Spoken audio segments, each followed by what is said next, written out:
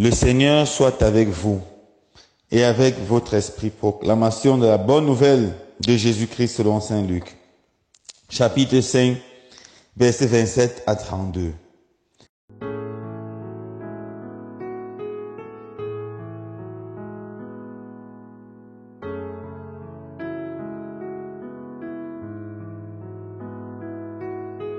En ce temps-là, Jésus sortit et remarqua un publicain, c'est-à-dire un collecteur d'impôts, du nom de Lévi, assis au bureau des impôts.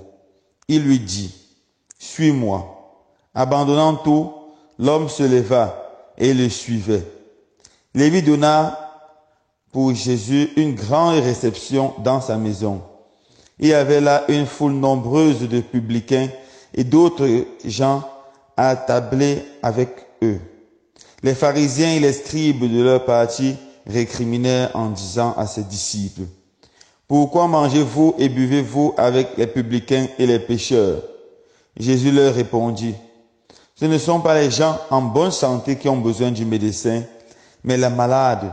Je ne suis pas venu appeler les justes, mais les pécheurs, pour qu'ils se convertissent. » Acclamons la parole de Dieu. Louange à toi, Seigneur Jésus.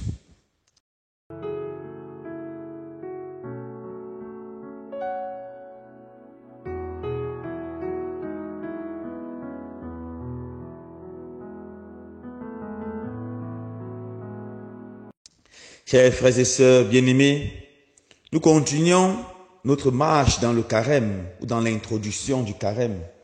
Et dans l'évangile de ce jour, Jésus nous montre ce qui doit être l'essence de ce carême, la conversion. Dans les conclusions de l'évangile, Jésus dit quelque chose de très fort. Je ne suis pas venu pour les bien portants, mais pour les pécheurs. Ce ne sont pas les gens en bonne santé qui ont besoin du médecin, mais les malades. Je suis venu appeler les justes. Je ne suis pas venu appeler les justes, mais les pécheurs pour qu'ils se convertissent. Voilà la mission centrale, essentielle de Jésus. Venir appeler les pécheurs à la conversion. Venir pour les pécheurs. Et c'est pour ça que Jésus va à Capharnaüm et là il rencontre Matthieu. Capharnaüm est une ville carrefour. Il y avait des gens qui venaient de toutes parts. Et Matthieu était un collecteur d'impôts. Matthieu travaillait pour les Romains, les oppresseurs romains. Et il aidait les Romains à opprimer son peuple pour avoir de l'argent. Bien entendu, comme tout bon collecteur d'impôts, il se faisait également beaucoup d'argent. Matthieu avait certainement une grande fortune. Alors, Matthieu était assis dans son bureau de collecteur d'impôts avec sa fortune, mais pas de paix. Car tout argent qu'on réussit à avoir en écrasant, en opprimant le pauvre, ce n'est pas un argent ou une fortune qui donne la paix, mais qui détruit notre paix intérieure. Matthieu était assis là avec beaucoup d'argent, mais sans paix intérieure. Et Jésus passe. Jésus appelle Matthieu, suis-moi. Matthieu écoute ces deux paroles, suis-moi. Et ces paroles transpercent son cœur. Et dans la voix de Jésus, le ton de Jésus, il ressent tellement d'amour. Pour la première fois, il est considéré comme un homme, comme un être humain. Il n'est pas méprisé par un de ses frères juifs. Il n'est pas traité comme un pécheur. Jésus réussit à percevoir, au-delà de son péché, sa personne, au-delà du péché, ce désir fou en lui de devenir un saint. Ce désir qui est en tout homme. Matthieu se laisse transpercer par cet appel de Jésus. Se lève, abandonne son comptoir et se met à suivre Jésus. Il vous manifeste sa grande foi, sa grande joie. Il organise une grande fête pour dire merci à Dieu de l'avoir choisi. Voilà la grandeur de Jésus. Jésus est venu appeler même les plus grands pécheurs. Et Matthieu a suivi Jésus jusqu'au bout. Et il a même été l'auteur du premier évangile. Cet évangile qui nous parle de Jésus, qui nous montre combien Jésus a pardonné à tellement de pécheurs, combien Jésus a fait tellement de bien dans sa vie. Voilà la force et la grâce de Jésus. Pendant ce temps de carême, Jésus veut prononcer cette belle parole, ces deux belles paroles qu'il a prononcées à Matthieu, à chacun d'entre nous. Il veut nous dire, suis-moi.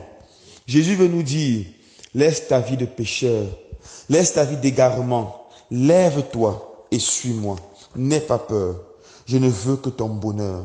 N'aie pas peur de me suivre, je te propose une nouvelle vie, une vie de sainteté.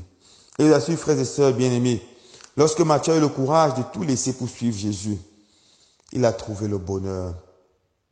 Il a laissé une vie remplie d'argent, mais il a trouvé la paix véritable. Il a perdu ses clients, mais il a trouvé des vrais compagnons. Il a trouvé des vrais frères. Et son frère par excellence, c'était Jésus.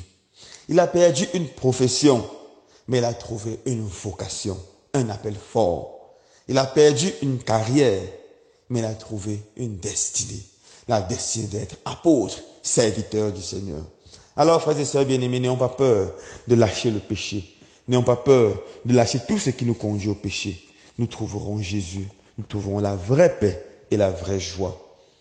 Dans l'histoire de l'Église, tous ceux qui ont le courage, comme Matthieu, de suivre Jésus, qui ont abandonné ceci ou cela pour Jésus, ont retrouvé la paix. Bien sûr, avec les persécutions, mais ils ont retrouvé la paix véritable. Que le Seigneur nous donne la grâce pendant ce temps de carême de pouvoir écouter ces deux paroles fortes. Suis-moi. Qu'il donne également la grâce de pouvoir nous lever et le suivre. Loué soit Jésus-Christ.